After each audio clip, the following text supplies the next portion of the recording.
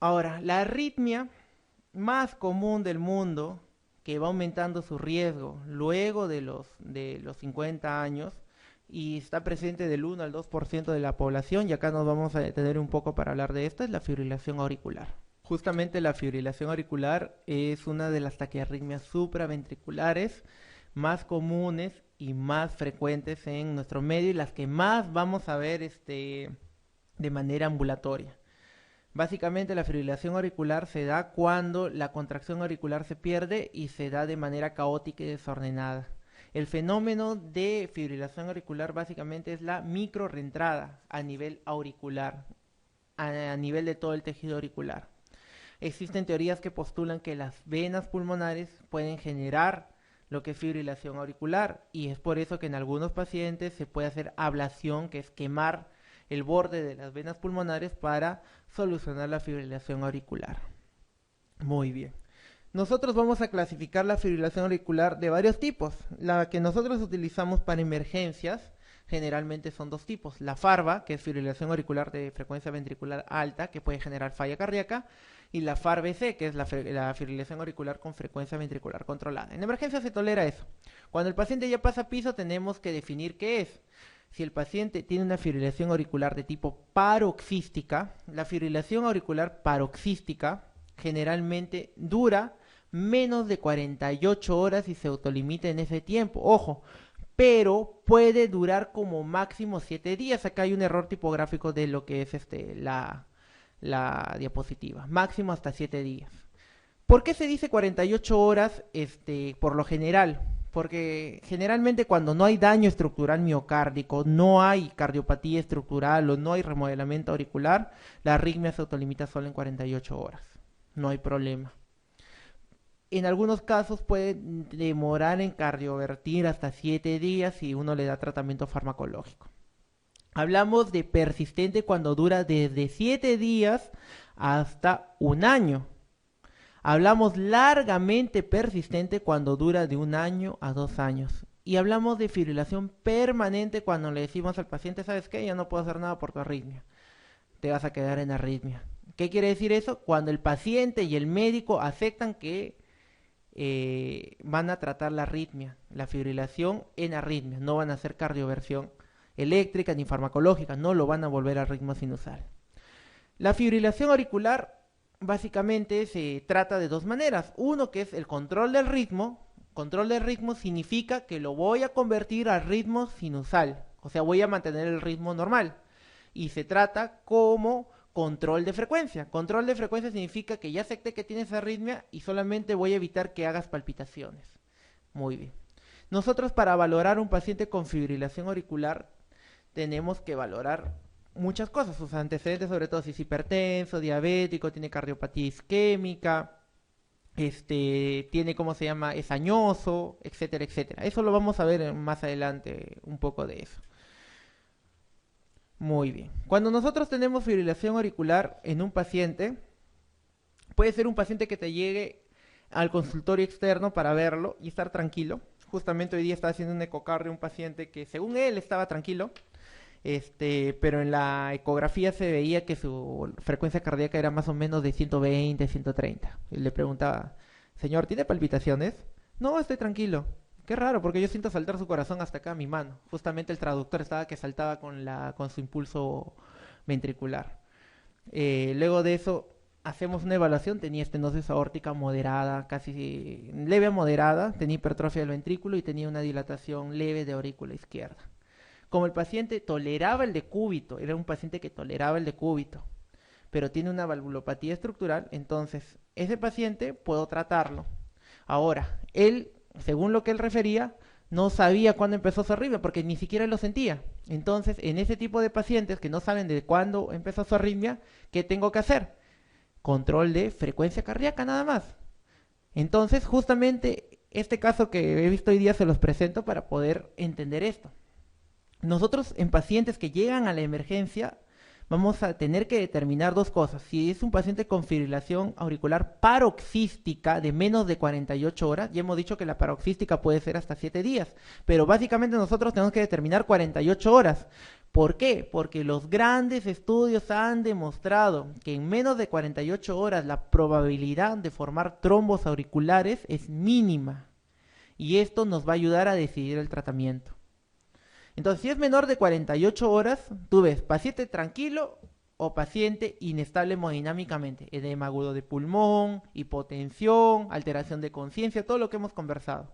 Si está hemodinámicamente inestable, menos de 48 horas, lo cardiovierto, 100 joules, fibrilación auricular. Lo vuelvo a ritmo sinusal. Previamente, antes de cardiovertirlo eléctricamente, le paso su enoxaparina. De todas maneras, así no tenga factores de riesgo, la evaluación de los factores de riesgo lo hago después. Se tiene que anticoagular el paciente por el riesgo de generar trombos auriculares. Muy bien. Esto es generalmente con lo que son monofásicos. Nosotros, como somos bifásicos, podemos utilizar menos carga eléctrica, 100, 150, 200, ¿no? Muy bien. El segundo punto, si el paciente está estable, tranquilo, con el paciente que les hablo, ¿qué podemos hacer? Lo podemos introducir a la unidad con monitoreo y infundir amiodarona. Amiodarona utilizamos en pacientes que no sabemos si tienen cardiopatía estructural o no. ¿Qué quiere decir? En un paciente que viene, no tengo la posibilidad de hacerle un ecocardio, como he hecho en este paciente que vino a consulta, y tengo la duda si tiene cardiopatía estructural o no, le doy amiodarona, porque no me va a producir daño al miocardio, no me va a producir problemas. Pero en cambio, si es un paciente que tú tienes la posibilidad de hacer ecocardio, como alguna vez hice en emergencia un paciente que llegó de 60 años con fibrilación, le haces ecocardio y ves que su corazón está normal, no tiene valvulopatía, le das propafenona. En el Perú no hay propafenona endovenoso, le das en dosis de pocket pill, 600 miligramos vía oral y esperas a que cardiovierta. Generalmente cardiovierten a las 6 horas, ¿no? Con la miodarona demoran más en cardiovertir, hasta 18 horas. La miodarona se inicia con dosis de carga, un bolo de 300 miligramos infundido entre 15 a 30 minutos, seguido de una dosis de mantenimiento, que generalmente va entre 600 a 900 miligramos en 24 horas, que esa es la dosis de mantenimiento de la miodarona, ¿ok? En 24 horas. Esperas que tu paciente cardiovierta farmacológicamente, si está tranquilo, no hay inestabilidad hemodinámica. Muy bien. Y si usas propafenona, la propafenona cardiovierte generalmente a las 6 horas y luego de eso le das su dosis de mantenimiento para mantener el ritmo sinusal, que es, lo pasas a propafenona 150 cada 8 horas, ¿no? Generalmente. Muy bien. Una vez que está cardiovertido tu paciente, sea eléctrico farmacológicamente y haya pasado lo que es el éxtasis de la emergencia, tienes que evaluar tu paciente. Le voy a hacer prevención secundaria para fibrilación auricular, sí o no. Entonces, acá viene lo que tú tienes que plantear. Vienen los scores de valoración de riesgo de fibrilación auricular. El más importante y el primero que se estudió fue el CHADS-2, CHADS-2, que es el primerito que se estudió. El CHADS-2, que es el más antiguo, básicamente valoraba parámetros como C, de falla cardíaca congestiva, H de hipertensión, A de edad, no, todo en inglés, claro, D de diabetes mellitus y S de stroke. El 2 porque le da 2 puntos. Cada parámetro vale un punto, excepto el S de stroke que vale 2 puntos. Muy bien. En pacientes que tenían CHADS-2 0, lo que se hacía o lo que se hace actualmente es valorar el CHADS-VAS, que es la extensión del CHADS-2, que eso sí lo tenemos por acá, antes de ver eso. El CHADS-VAS. El CHADS-VAS básicamente utiliza los mismos parámetros del CHADS-2, pero agrega 3 parámetros más y le da a la edad mayor de 75 años 2 puntos. Agrega enfermedad vascular periférica o enfermedad vascular periférica, infarto o placa aórtica, edad entre 65 a 75 años y el sexo. Las mujeres siempre van a tener mayor riesgo que los varones. Ahora, las guías de tratamiento de fibrilación auricular te dicen, las actuales, las del año 2012-2013, todo paciente con un score de CHADS-2, comenzando por CHADS-2, mayor o igual que 1, es igual anticoagulación. Muy bien. Segundo paso, todo paciente que tenga CHADS-2 igual a cero, le tienes que hacer Chaks-Baz. Pasas al siguiente paso, le haces Chaks-Baz. Y si en Chaks-Baz tiene un punto, igual va a anticoagulación. Es por eso que se hace la extensión de Chaks-2 a Chaks-Baz. Muy bien. Y la anticoagulación se hace de manera crónica, es para toda la vida. Así está el ritmo sinusal del paciente, porque un paciente que fibrila una vez puede fibrilar en cualquier momento de su vida. Ejemplo de eso, una vez tuve una paciente mujer de 58 años de edad, hipertensa, que llega a la emergencia porque hace emergencia hipertensiva y fibrilación auricular. A la señora la pasamos al servicio de cardiología, ya cuando compensa ese cuadro tanto de la falla cardíaca dada por la fibrilación y la hipertensión arterial. Le iniciamos tratamiento para lo que es prevención de lo que es ¿cómo se llama? Prevención del cardioembolismo. Y como se quedó en fibrilación auricular porque llegó con más de 48 horas de evolución, le damos control de frecuencia. Entonces, le iniciamos warfarina antagonista de la vitamina K. El rango de anticoagulación tiene que ser de 2 a 3 para decir que tu paciente está protegido. La señora se fue con su NR de 2.0. Con una dosis de warfarina de 5 miligramos. Pero la señora, hasta ahí más o menos 58 años, mujer hipertensa, tienes primero un Chaks-2, ya tienes hipertensión, ya la anticoagulas. Y si haces un Chaks-Baz, tienes ya 2 puntos, ¿no? Porque tiene hipertensión y tiene el que es el sexo femenino. Entonces, se tiene que anticoagular sí o sí de todas maneras por cualquiera de los dos. La señora se le ocurre dejar la warfarina porque se aburría de tomar la warfarina y que le estén hincando a cada rato, y a los 2 meses le encuentra en emergencia con hemiplegia y afásica. Entonces, eso es lo que uno tiene que hablarle al paciente del riesgo que corre con la fibrilación auricular, cardioembolismo. El cardioembolismo es un riesgo permanente en estos pacientes, así sean jóvenes. Hacen si tienen factores de riesgo, hacen lo que es hemiplegia y ahí ya nadie los levanta. Los van a ver llegando a cada rato al hospital, ya escarados, con infecciones dérmicas, ¿no? Que eso es lo peor que se puede ver, o sea, morirse en vida. Afásicos, entienden todo lo que tú les dices, pero ellos no pueden expresarse, ¿no? Entonces eso es muy importante. Evitar el cardioembolismo, anticoagulación. Y el único medicamento actual para anticoagulación no es solamente la warfarina. El problema de la warfarina es la labilidad del INR. Tú tienes que mantener un INR entre 2 a 3. Si te pasas de 3, más riesgo de sangrado. Si estás menos de 2, riesgo de cardioembolismo.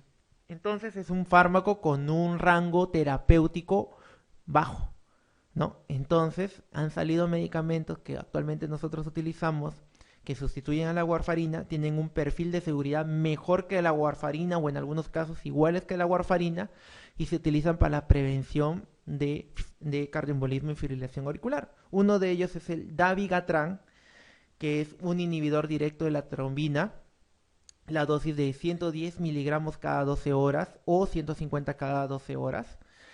Tenemos Rivaroxaban, Xarelto de Bayer.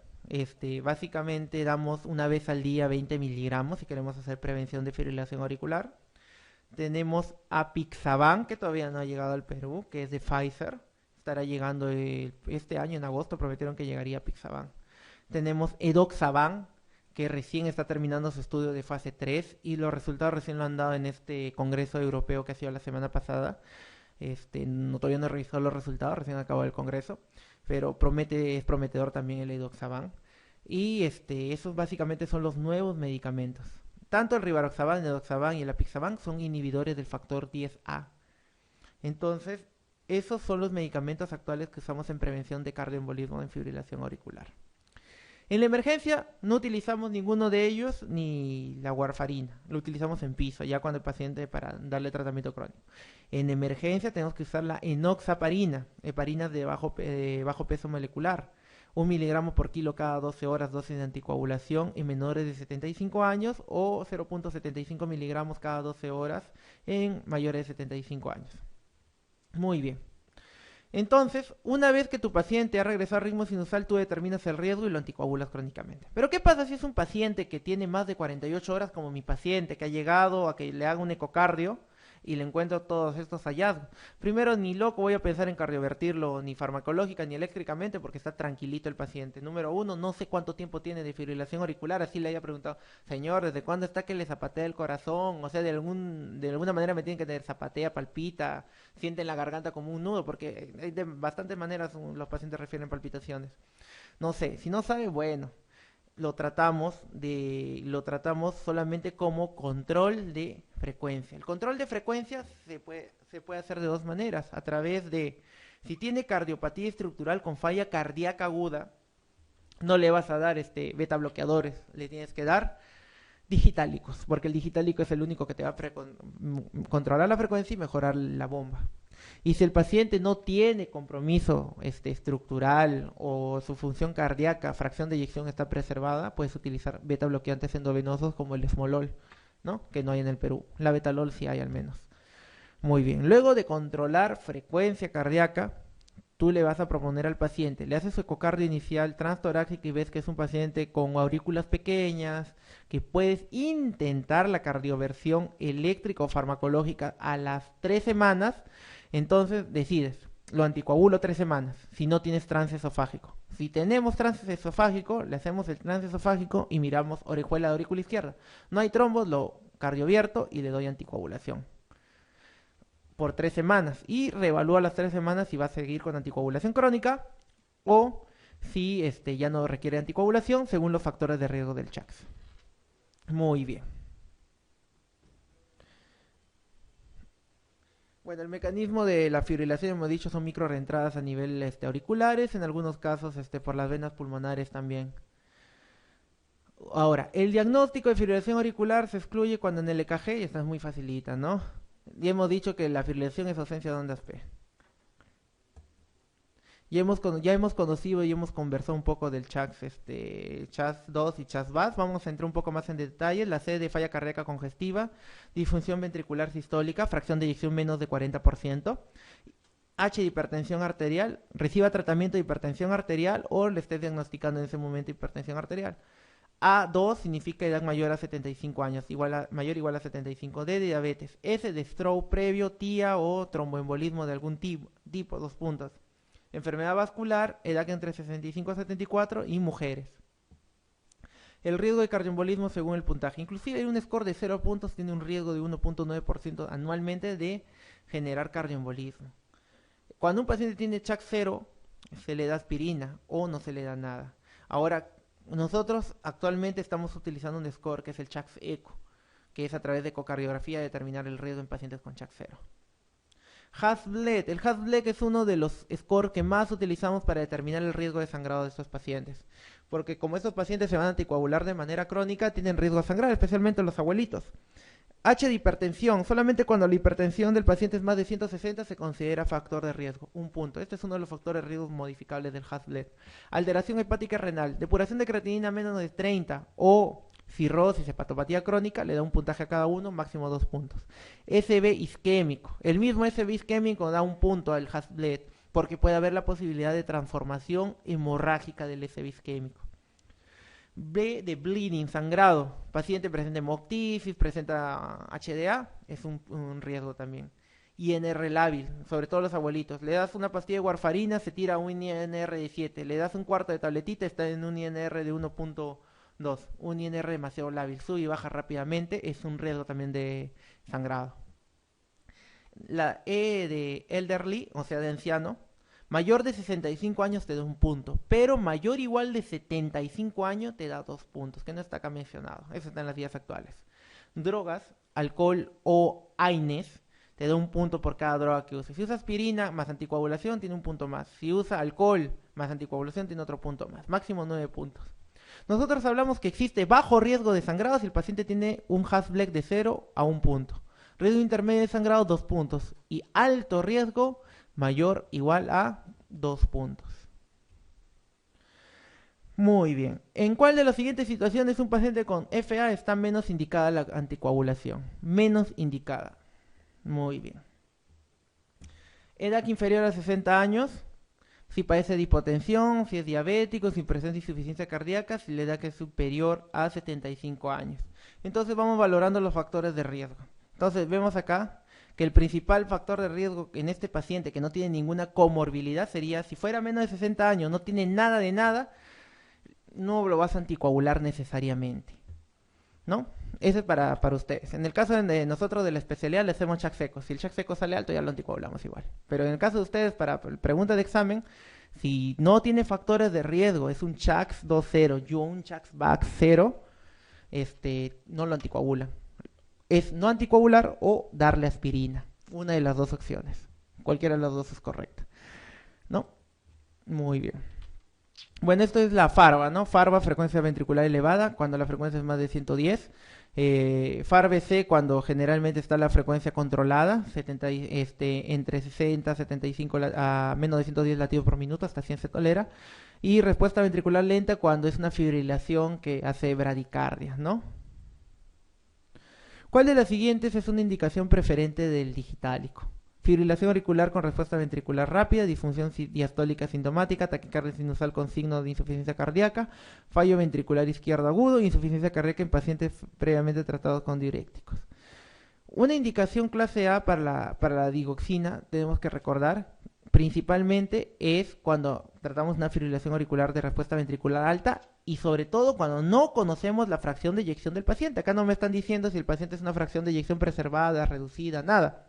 Entonces, la respuesta correcta sería la A.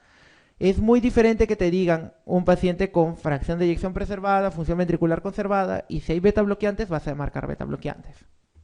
Otra cosa importante, el fallo ventricular izquierdo que no está asociada a fibrilación auricular, no le vas a dar digitálico. Primero tienes que compensar la falla cardíaca. Si compensas la falla cardíaca y ves que está con disfunción sistólica con fracción de eyección menor de 35, vas a pensar si le das o no digitálico, porque ustedes saben que en falla cardíaca el digitálico no ha demostrado disminuir la mortalidad ni las hospitalizaciones por la misma, ¿no? Muy bien. Hay algunas preguntas que vienen de especialidad. Estas son solamente para agarrar a la gente, se dice entre comillas, para que no saquen 20. Una de ellas es la clasificación de Low para lo que son las extrasístoles ventriculares. Lo menciono solamente rápidamente, no es necesario que se lo aprendan de memoria porque es muy improbable que le vengan eso. Lo más común que les puede venir es Wall Parkinson White, fibrilación auricular, taquicardia supraventricular, que son las arritmias que más frecuentemente preguntan en los exámenes de residentado. Pero de todas maneras, como alguna vez vino una pregunta de la clasificación de Low, vamos a ver. 0, ausencia de extrasístoles ventriculares. 1, episodio de extrasístoles ventriculares esporádicos, 1 a 30 por hora. 2, cuando son frecuentes, 1 por minuto o 30 por hora. Multiformes, cuando son de diferentes morfologías. Repetitivos o en parejas o en salva. Y precoces, ¿no? Muy bien, y por eso esta pregunta. El grado 4 de Low se refiere a, ya sabemos, en salvas, ¿no? Básicamente. Pero le digo, no es necesario que lo memoricen esto, porque es muy improbable que les pregunten un tipo de pregunta de especialidad. ¿Qué recomendaría a un joven que va a ser intervenido de hemorroides y en que en el preoperatorio le encuentran extrasístoles ventriculares frecuentes? Es joven. Generalmente nosotros, la única indicación para tratar una arritmia ventricular llamada extrasístoles ventriculares es que sea sintomática. La vez pasada en consulta externa tuve un joven de 17 años que venía de Cajamarca porque un médico le encontró que tenía arritmia, no especificaba qué tipo de arritmia, pero como no había cardiólogo, se vino acá a hacerse ver y llega a mi consultorio. Lo vemos y le hacemos un electro, el primer electro salió normal. Le hago un ecocardio en el mismo momento y en el ecocardio se notan extrasístoles. Y me llamó la atención mucho, le vuelvo a poner el electro y espero auscultando a qué momento se activan las extrasístoles y le tomo el electro. Y sale bigeminismo, bigemina por momentos. Y él siente cuando le palpita. Entonces se le hace un Holter, tiene bigeminismo casi todo el día. En la prueba de esfuerzo se intensifica más el bigeminismo.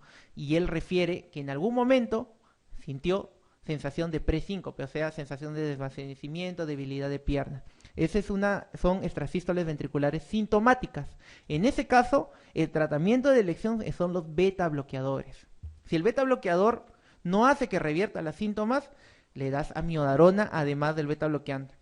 Pero este es un paciente joven que no tiene nada, no refiere extrasístole, no se ha caído, no ha dicho nada de nada en su antecedente, entonces no le das nada, pues. Básicamente es esa.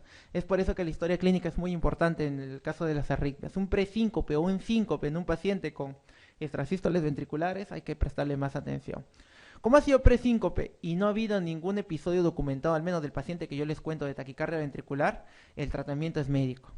Si el paciente hace taquicardia ventricular, hace síncope o hace arresto, ahí tengo que pensar en ponerle un cardiodesfibrilador implantable, ¿no?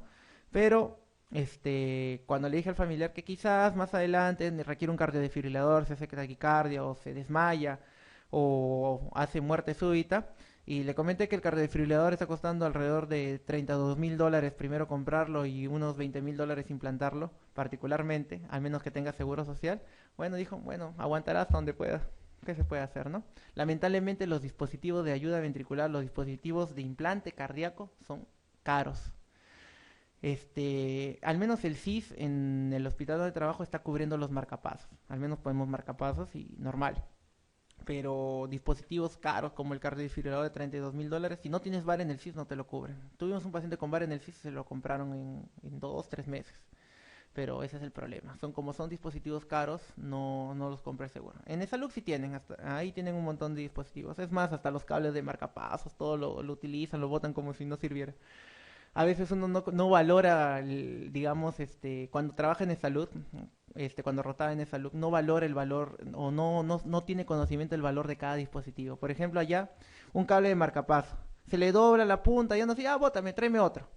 En mi hospital nosotros teníamos que hacer reesterilizaciones de los cables de marcapaso porque cada cable cuesta 1.200 soles.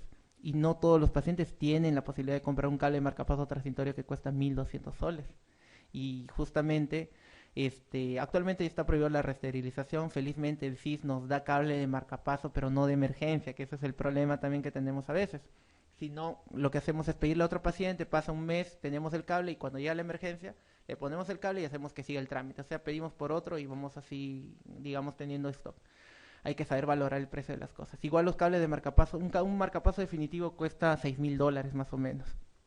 No, los dispositivos son caros cuando los utilizamos en cardiología. Muy bien. Señalen entre cuál de las siguientes arritmias, cuál es la arritmia final en que la mayoría de los casos da muerte súbita. Ya pues la muerte súbita, ya hemos conversado de eso.